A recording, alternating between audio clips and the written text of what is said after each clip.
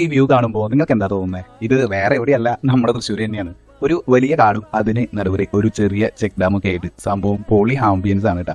നിങ്ങൾ തൃശ്ശൂർ വാഴാനി ഡാമിലേക്ക് വന്നിട്ടുള്ളവരാണെങ്കിൽ അടുത്ത തവണ വരുമ്പോൾ ഈ സ്പോട്ട് ഒരിക്കലും മിസ്സാക്കരുതിട്ട. വാഴാനി ഡാമിൽ നിന്നും ഏകദേശം 3.5 കിലോമീറ്റർ മാറിയാണ് ഈ സ്പോട്ട് വരുന്നത്.